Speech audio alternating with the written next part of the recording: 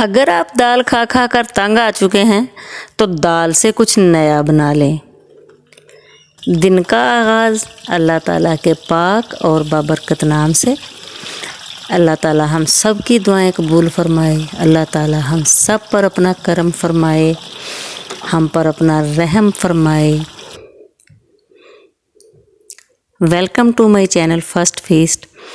आज हम बनाने जा रहे हैं डोसा। परफेक्ट डोसा कैसे बनता है वो मैं आपको बताऊंगी आज। मूंग और माश की दाल मैंने ली है।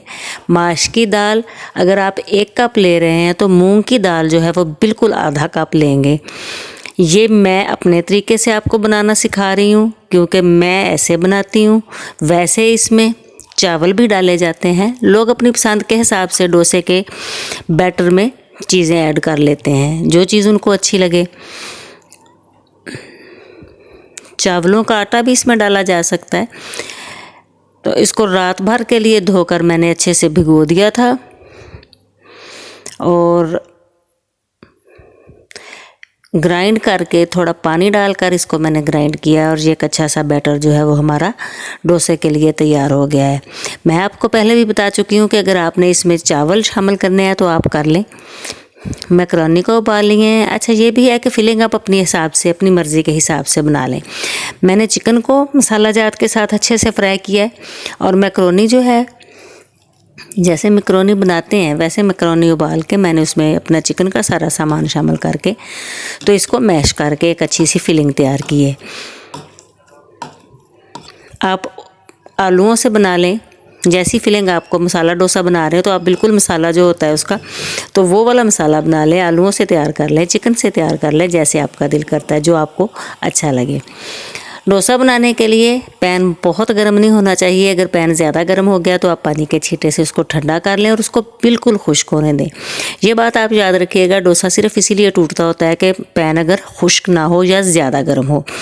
आपने बहुत हल्का से गर्म पैन में बैटर डालना है और उसको अच्छे से फैला देना है।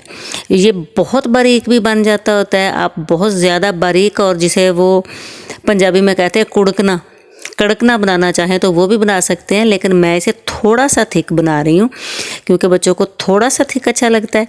अगर आपको इसको बिल्कुल बारीक करना है तो आप इसको बैटर को थोड़ा मज़ीद जो है पानी डालकर इसको घोल को जो है वो कर लें। और दूसरी बात यह है कि डोसा इसलिए टूटता होता है कि उसको चम्मच से जब अच्छे से नीचे दबा कर हम जो है ना वो फैलाते हैं। आपने इसको फैलाने में महारत वो करनी है। आपने चम्मच से या कटोरी से जिससे भी इसको फैलाना है तो वो तकरीबन हवा में रहे और पेंदे के साथ लगे ना, बस आहिस्ता से टच हो और आप घुमाते जाएं तो डोसा जो है वो तैयार हो जाता है। मैंने इसके ऊपर मक्खन डाला है और पैन को मुसलसल साइडों से हिलाते जाना है ताकि दरमियान से जल ना जाए और चारों साइडों से, बल्कि हर साइड से ये अच्छे से पक जाए। अच्छे से पके हुए का पता चल जाता है और ये साइडों से खुद ही किनारे छोड़ने लग जाता है। तो आप इसमें अपनी फिलिंग रखें। मायोनीज़ पसंद है वो डालें, क्रीम पसंद है वो डालें, चिली सॉस डाल रही हूँ मैं। अगर यहाँ आप चीज़ भी डालना चाहें तो डाल सकते हैं। ये फिलिंग आपकी अपनी मर्ज़ी की है। हमने दाल का जायका चेंज करना था वो कर लिया और ये बहुत मज़े की दाल रोटी है, डोसा है और बहुत मज़े का तैयार होता है। ज़रूर बनाइएगा, दालों को खाना छोड़ें और डोसा तैयार करें।